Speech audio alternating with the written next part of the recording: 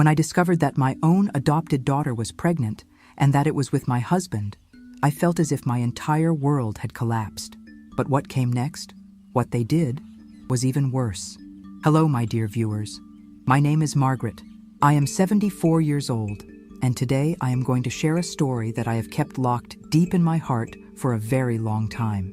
It isn't easy to talk about, but I feel that perhaps my experience can help someone who is going through difficult times. Someone who has a secret that still hurts and has never been let out. But please, speak it, because it is liberating, and it is not your fault. Let's go back to the year 1968, in our small town here in the United States. I was only 25 years old. Back then, I was an anomaly. I was one of the few women in my town who had managed to get an education and graduate. I worked as a pharmacist, something that filled me with pride, even though many people insisted it was no place for me. A woman's place is caring for the home, Margaret, they would say. But I always knew I could do more. My husband, Walter, was 32. He owned a fabric shop that was growing quite a bit. We met when I returned from university. He seemed so different from the other young men. He said he admired my intelligence, that he wanted a real woman by his side, not just someone to cook and clean. We married after 6 months of dating. It was a simple but beautiful ceremony. I remember my simple white dress, which I helped design myself. We were happy. At least I thought we were. The only hole in our marriage was that, after 2 years of trying, we discovered I couldn't have children. It was a harsh blow for both of us. It was then that fate, or perhaps something darker, brought Julie into our lives. My name, written on the page, paralyzed me. I shouldn't have been reading it. I know I shouldn't have, but I couldn't help myself. I sat on the edge of my daughter's bed, and my eyes devoured the words she had written in that neat, rounded handwriting, the same handwriting I had taught her myself. These were not the feelings of a daughter for a father. No, these were the words of a woman in love with a man. In the pages, she described secret encounters, detailing stolen kisses in our own living room while I was at the pharmacy attending to patients. She described promises Walter had made to her. And then, the worst part. She wrote that she was pregnant. Pregnant with his child. Pregnant with my husband, the man she had called Dad since she learned to speak. I read and reread those words, my stomach churning, trying to understand how this was possible. How could the man who swore to love me and the girl I raised with such care conspire against me in this way? In the following pages, she detailed their plan. Walter said, "We'll tell her the baby is from Johnny at school," she wrote. "Mom is so naive. She'll believe anything. He says she is an incomplete woman, that she can't have children, and that I can give him what she never could. When the baby is born, we will be a real family. Without her." Without her. I read that sentence so many times the letters began to blur. Incomplete woman. My head was spinning, my heart pounding so hard it felt like it would rip through my chest and out of my mouth. If this story has touched you so far, if you felt a chill of injustice from what I just read in that diary, I ask you, please, like this video. Subscribe to the channel and turn on notifications. What comes next needs to be heard. You will not believe the level of human cruelty. I spent the entire afternoon sitting on her bed, that diary in my hands. The tears fell non-stop, smudging the ink of the horrible words I was reading. When I heard the sound of the car in the driveway, and then the front door opening, I heard their voices. Together, they were laughing, laughing. I felt a wave of ice and fire shoot up my spine. A courage I didn't know I had inside me put me on my feet. I grabbed the diary and went downstairs. They were in the living room, sitting side by side on the sofa, so close their shoulders were touching. When they saw me, my face swollen from crying and the diary in my hand, the smiles vanished instantly from both their faces. "What's wrong, Margaret? Why are you crying?" Walter asked, feigning concern. That pretense disgusted me. I didn't answer. I just walked to the coffee table and threw the open diary onto the wood. Julie turned pale instantly. She recognized her secret notebook. Walter kept an impassive face, but I saw a muscle twitch in his jaw. That always happened when he was nervous. "I want to know if it's true," I said. My voice came out firmer than I expected. "I want to hear it from your mouths." I waited for them to deny it. I prayed they would deny it, that they would make up any excuse, say it was all the fertile imagination of a confused teenager. But that is not what happened. Walter stood up, tall, imposing as he always was, and he faced me with a coldness I had never seen in his eyes before. "Yes, it's true, Margaret," he said bluntly. "We didn't plan for this to happen, but it did. Julie is expecting my child, a child of my blood, a son you could never give me." I felt the impact of those words as if I'd been slapped across the face. My legs buckled. I looked at Julie, desperately searching for any sign of remorse, of shame, anything to show that my little girl was still in there somewhere. But her green eyes, which had once looked at me with such love, were now overflowing with contempt. "You're never home, Mother," she said, spitting the word. "You never had time for us. Always your patience, your pharmacy, your causes. Walter made me feel truly loved." "Loved? He's your father, Julie. The man who raised you since you were a baby," I screamed, finally losing control, unable to believe what I was hearing. It was then she said the words that cut deeper than any knife could. "You are not my real mother." She stood up, staying by his side, her still imperceptible belly uniting them against me. "You only raised me because you felt sorry for my biological mother. And he," she said, looking at Walter with adoration, "he was never my real father. Our blood isn't the same. We are just a man and a woman who love each other." That night, I didn't sleep at home. I couldn't stay under the same roof as them. I couldn't breathe the same air, feeling the weight of betrayal in every corner of that home I had built with so much love. I grabbed only a small bag with some clothes and drove to the pharmacy. In the back, there was a small storeroom where we kept medication, a cramped, damp, and cold space with just one narrow window. I improvised a bed with some old blankets, and I cried until dawn. A young single mother, barely more than a girl, had shown up at the pharmacy where I worked. She was carrying a newborn baby in her arms. She was desperate, with nowhere to go. The child's father had disappeared as soon as he heard about the pregnancy, and her family had thrown her out of the house. "I don't know what to do, ma'am. I can't take care of this child," she told me, with tears that seemed genuine. In that moment, I felt that God was answering our prayers in an unexpected way. I took the young woman to my home, spoke with Walter, and we decided we were going to adopt the child. The biological mother left to try her luck in the big city, and we kept the baby, a beautiful little girl we named Julie. We raised Julie as if she were our own blood. We never hid from her that she was adopted, but we always made it clear that the love we felt was that of real parents. Every first step, every new word, every birthday, everything was a celebration. The years passed, and our life seemed perfect. I continued working at the pharmacy. It grew and became vital to the community. Many poor people couldn't afford their medicine, and I often helped them, setting aside free samples or even paying out of my own pocket when the situation was dire. This meant I spent many hours away from home. I would arrive late, exhausted, but with a full heart, feeling like I was making a difference. Walter also expanded his businesses. Besides the fabric shop, he started selling furniture and appliances. He, however, spent a lot of time at home.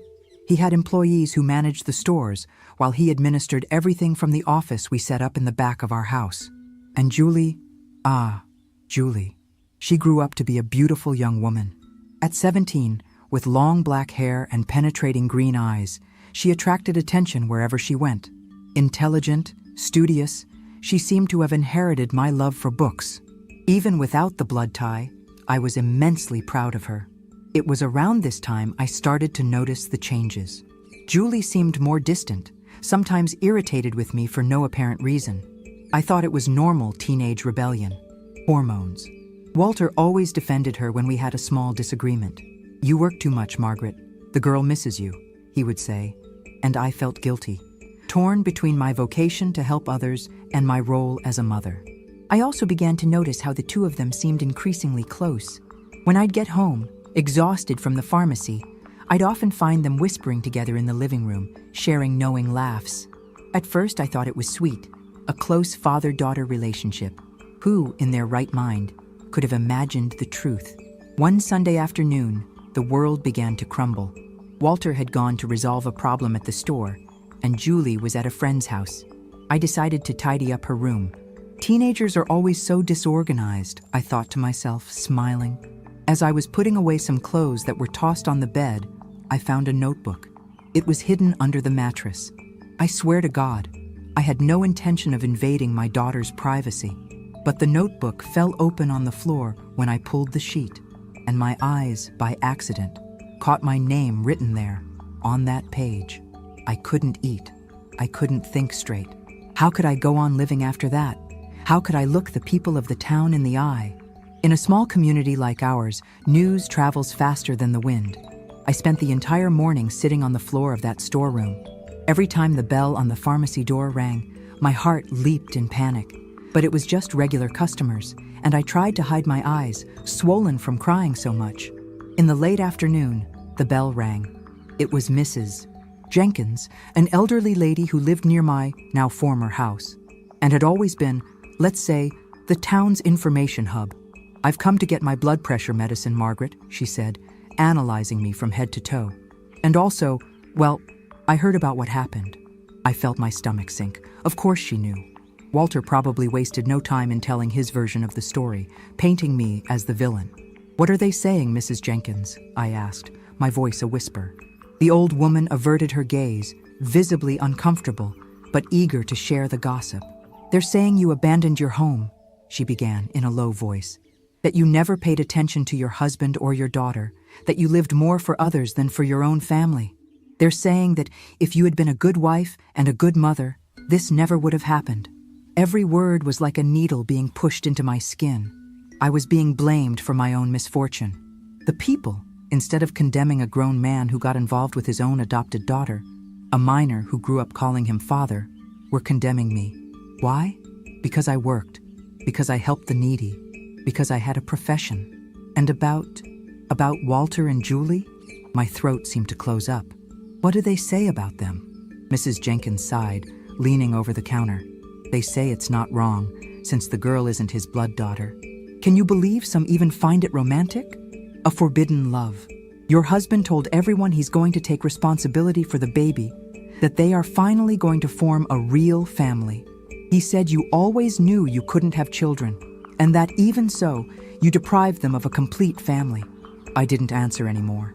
I handed Mrs. Jenkins her blood pressure medicine and closed the pharmacy as soon as she left. I went back to my storeroom and cried until I had no tears left. They weren't just betraying me. They were rewriting our entire history, erasing me, turning me into a monster to justify their own monstrous act. The following days were worse. People stopped coming to the pharmacy. Some looked at me with pity, which was humiliating. Others with contempt. I heard the whispers when I passed. "There she goes, the poor thing, the woman who lost her husband to her daughter." I, who had always been the respected pharmacist Margaret, was now just a piece of gossip. A week after that night, the bell on the pharmacy door rang. It was Walter. He was well dressed, as always, hair combed back, wearing that expensive cologne I had given him last Christmas. He walked in as if he owned the place, which I would soon discover he thought he did. When I looked up and saw him, I felt my entire body tremble with rage and disgust. "What do you want here?" I asked, trying to keep my voice steady. "I've come to resolve our situation, Margaret." He didn't even seem guilty. He seemed bored. "It can't go on like this. People are talking." "People always talk, Walter. I don't care about that." He gave a sideways smile, the smile that had once charmed me and now made me nauseous. "I've come to propose a deal. The house is ours. We bought it together. But I'm willing to give you a good sum for you to start over in another city." I looked at that man and recognized nothing of the young man I fell in love with. How could he be so cold, so calculating? "Get out of here, Margaret. No one needs any more embarrassment. You can open another pharmacy, meet other people, and we," he said, referring to himself and Julie, "well, we will continue our life here." "I don't want your money, Walter," I said, feeling a strength rise from the depths of my humiliation. "I am not going to run away as if I did something wrong. This town is mine too. I built my life here. I have my work, people who depend on me." His face transformed. The mask of civility fell, and for the first time, I saw pure anger in his eyes. "Then it will be the hard way," he hissed. "I've already spoken with Mr. Thompson, the lawyer." I'm going to file for divorce, claiming abandonment of the home. After all, you were the one who left the house, weren't you? I left because you were in my bed with my daughter, I yelled. That's your word against ours, he retorted, cold as ice. And there's more. We are going to sell the pharmacy. I felt as if the floor had disappeared from under my feet. The pharmacy is mine. I bought this spot with my inheritance money before we were married. But all the renovations, the inventory, everything that has come in here in recent years, it's all in both of our names, my dear. We married with community property. Remember? Half of everything you think is yours is mine. He approached the counter, his strong cologne making me sick. Be sensible, Margaret. Take the proposal money and leave. Start over somewhere else. It will be better for everyone. I didn't answer. I couldn't find words in the face of such cruelty. Think about it, he said, adjusting his suit jacket. You have until the end of the week to decide. Either you accept my generous offer, or I will ask the judge to liquidate this place and take my half. And believe me, I'll get it. When the door closed behind him, my legs gave way. I fell to my knees on the pharmacy floor and screamed. It wasn't enough that they had destroyed my marriage, my family, my reputation. Now they wanted to take away my livelihood, my calling, the only thing I had left in the world. The following days were a nightmare. I noticed that more and more loyal customers stopped coming. I found out later that Walter, using his influence as one of the richest businessmen in town, was spreading rumors. He wasn't just saying I was a bad wife. He was saying I tampered with medications, that I charged abusive prices to the poor, exactly the opposite of everything I had always done. He was poisoning the well, destroying my professional credibility. Meanwhile, the divorce proceedings moved forward with frightening speed. As Walter predicted, the judge ruled that I had abandoned the home. After all, I left without taking my things, without saying where I was going. My explanation that I left because of their betrayal was treated as a hysterical reaction. At the hearing, Julie was Walter's star witness. She entered the courtroom dressed like a demure young woman, wearing a loose dress that barely concealed her already growing belly. She cried in court. They were false tears, which fooled everyone but me, who had known her since she was a baby. My mother, she said, pausing dramatically. Margaret, she was never present. She prioritized strangers over our family. Walter's lawyer asked, how many times did you need her and she wasn't there? Every time, she lied, looking at the judge with her big green eyes. Always at the pharmacy, always with her patients. Walter and I, we only had each other. He took care of me when she didn't. I tried to defend myself. I tried to explain that I worked to give them the best life possible, that I never imagined my own husband and the daughter I raised were scheming behind my back. But my words sounded empty against their accusations. They were the young couple, expecting a child.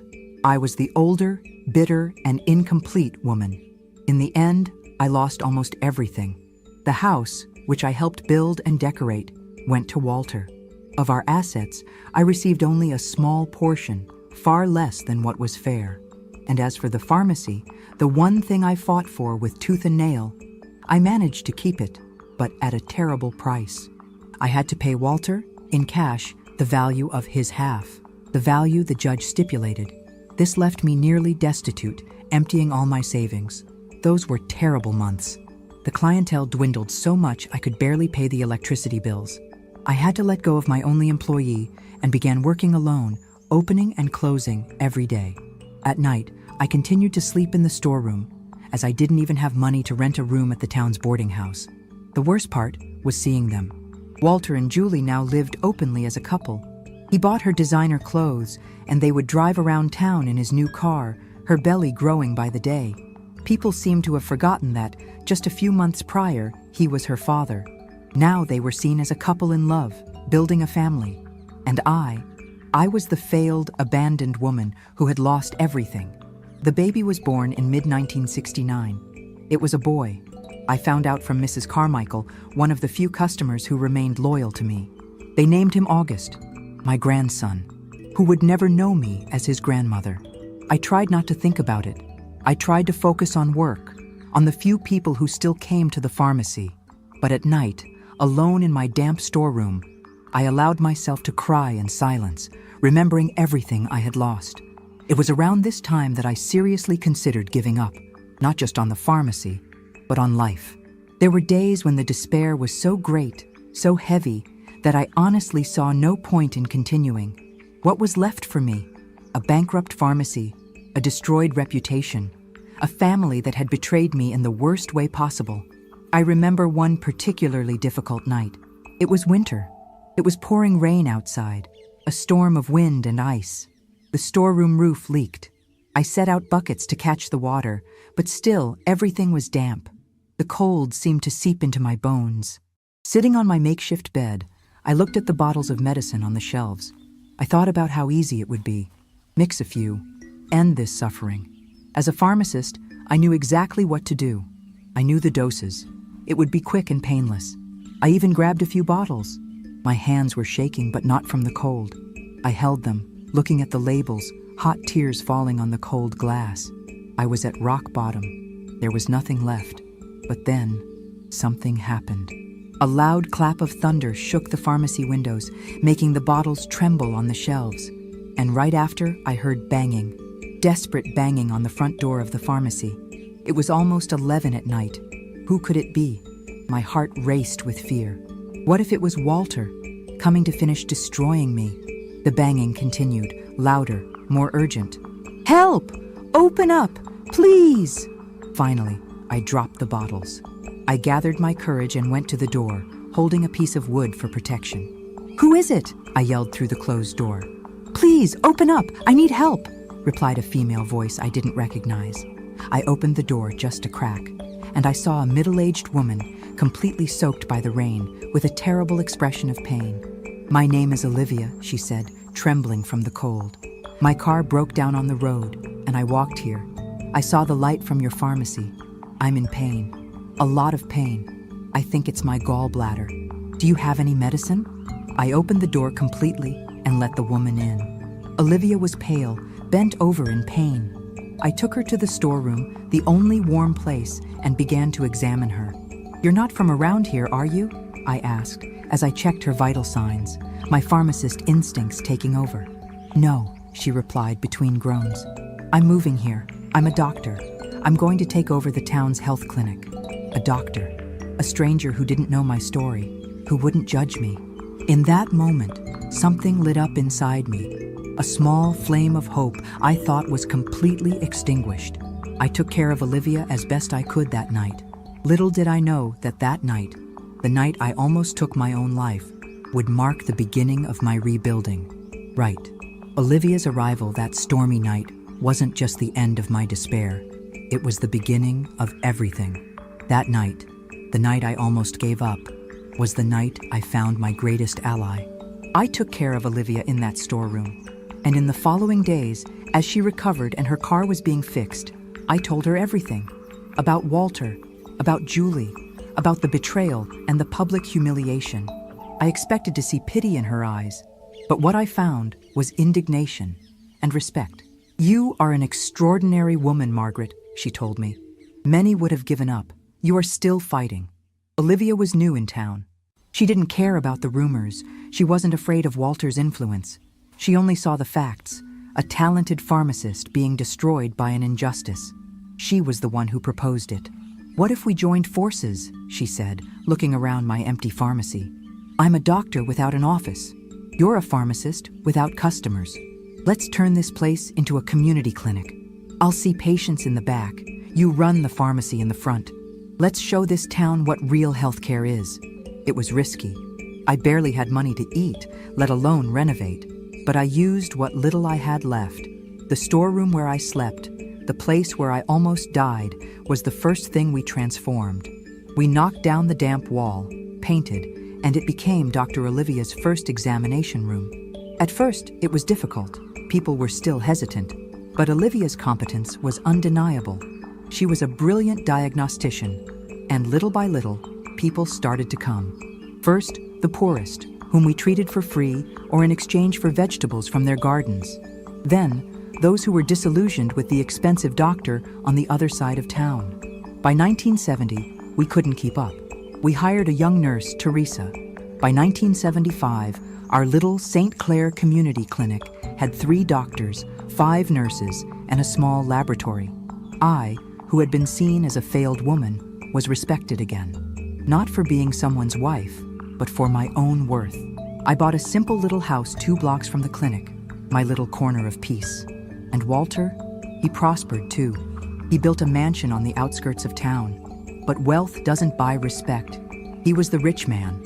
Olivia and I were the women who saved the town's children. I saw them from a distance sometimes. Julie, always dressed in expensive clothes, but with a tired expression, which I noticed once at the market. And the boy, August, my grandson, a child who ran through the square, but who would never speak to me. I thought life would go on like that, 2 parallel lines that would never cross again. I was wrong. It was on an autumn afternoon in 1976. I was in the pharmacy, checking a new batch of penicillin, when Teresa, the nurse, ran in, pale. "Margaret, Dr. Olivia, you'd better come, quickly." We ran to the reception area, thinking it was a serious emergency. And it was, but not as we imagined. Standing in the doorway, looking small and soaked by the light rain that was falling, were Walter and Julie. But they were not the powerful couple the town knew. Walter's hair was disheveled, his expensive suit wrinkled. Julie was unrecognizable, her face swollen from crying so much. In her arms was August. The boy, now 7 years old, was limp, pale, and his breathing was shallow. "What happened?" Olivia asked, already in doctor mode. Walter tried to speak, but his usual arrogance had vanished. It was Julie who spoke, her voice torn. "It's August. He's been burning with fever for 3 days. Dr. Thompson, the expensive doctor, said it was just the flu, but he got worse. He won't wake up properly." Olivia moved closer and placed her hand on the boy's forehead. "He's burning up. Teresa, exam room now." As Teresa and Olivia took the boy, Walter turned to me. It was the first time he had looked me in the eyes in 7 years. "Margaret," he began, his voice low. I'll pay whatever it takes. Double, triple, just save my son." I looked at that man, the man who called me incomplete, the man who said my money was worthless. And now he was here, on my floor, begging. I said nothing. I just stared at him. Julie was sobbing in a corner. "We heard Dr. Olivia is the best, that she discovers things no one else does. Please, Margaret, please." I sat down in my chair, behind my counter, and I waited. They were the longest 2 hours of my life. I could hear the whispers of the medical team, Julie's occasional sobs. Walter paced back and forth, running his hands through his hair. I watched him. Where was the man who destroyed me? I only saw a frightened puppet. Finally, Olivia came out of the room. Her face was serious. Walter and Julie ran to her. "Well, it's a severe bacterial infection," Olivia said calmly. "Meningitis, very rare, but I've seen it before when I worked at the hospital in the capital. Another 12 hours and his brain would have been compromised, or worse." Julie fell to her knees on the floor, crying with relief. Walter swallowed hard. "So, is he going to—" "Mrs. Margaret and I just received a shipment of the strongest antibiotic on the market," Olivia said, looking at me with a slight smile. "He's already medicated. He will need to be monitored, but he will recover. He is going to live." Walter took his checkbook from his pocket, his hands shaking. "How much? How much do I owe?" "Whatever it is." Olivia shook her head. "Teresa will give you the bill at the reception. It's the standard price." She turned to me. "Margaret, thank you for keeping that stock up to date. You saved this boy's life." Walter froze, his checkbook in the air. He looked at me. Julie got up. She walked to my counter, tears still streaming. "Margaret," she whispered. She couldn't say it. She didn't have to. I saw it in her eyes. The real family they had built was a sham. I found out later that Walter was a controlling and unfaithful husband, and that Julie lived a life of luxury, but of emotional misery. They had a house. Olivia and I had a home. I stood up. I came face to face with the girl I raised and the man who betrayed me. "I didn't do this for you," I said, my voice calm and firm. "I did it for the child, and I did it for me, because my job is to save lives. It doesn't matter whose they are." I turned around and went back to the pharmacy, leaving the three of them behind, in the clinic I built from the ashes they left. The camera returns to Margaret, 74. They left that night. August recovered. I learned they moved to another city shortly after. Walter's wealth couldn't buy the respect he lost that night. As for me, I continued. Olivia and I ran that clinic for another 30 years. That damp storeroom, where I thought about taking my own life, became our pediatric wing. What I learned, my dears, is that life will knock you down. People you love will betray you. But the greatest revenge is not watching your enemies suffer. It's you surviving so well and building something so good that they simply don't matter anymore. My name is Margaret. I am a pharmacist. I am a founder. And I am, without a shadow of a doubt, a complete woman. If Margaret's story of overcoming adversity touched your heart, if you believe in the power of resilience and that fate, one way or another, balances the scales, please help our channel grow. Leave your like on this video and subscribe right now. Most importantly, comment below what city you are watching from. I love reading the comments and knowing how far Margaret's journey has reached. Activate the notification bell so you don't miss the next emotional story and explore the other videos we have prepared with so much care for you.